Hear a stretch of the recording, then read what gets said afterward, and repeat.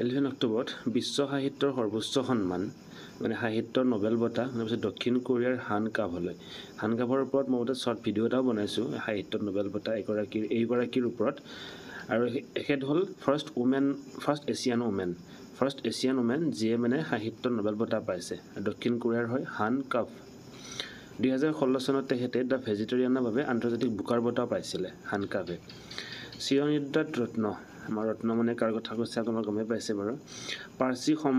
পৰম্পৰাৰ শেষকৃত্য মানে পাৰ্চী পৰম্পৰাই তেখেতৰ শেষকৃত্য আৰু অসম বৈভৱ বঁটা পাইছিলে তেখেতে এতিয়া গম পাইছে নিশ্চয় অসম বৈভৱ বঁটা কোনে পাইছিলে তেখেতৰ নামটো মোক কমেণ্ট কৰি জনাবচোন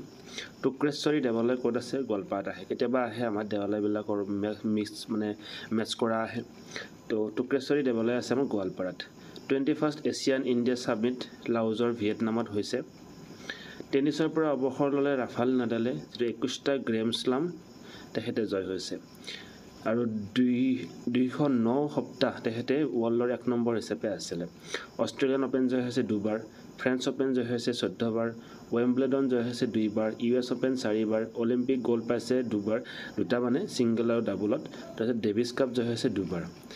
ৰাফেল নাডেল ভকত শিৰোমণি হৰে কৃষ্ণ মহন্ত আটা বঁটা এইটো কণিকা পাঠকলৈ দিয়া হৈছে প্ৰতি 2 বছৰৰ মূৰে দিয়া হয় লগতে শ্ৰীমন্ত শংকৰদেৱ সত্ৰৰ কেন্দ্ৰীয় সমিতিৰ দ্বাৰা দিয়া হয় সংঘ নহয় দে সত্ৰাধিকাৰ বৈকুণ্ঠগামী ভকত শিৰোমণি হৰে কৃষ্ণ মহন্ত আটা বাপজনৰ নামত এই বঁটাটো মানে সৃষ্টি কৰা হৈছিলে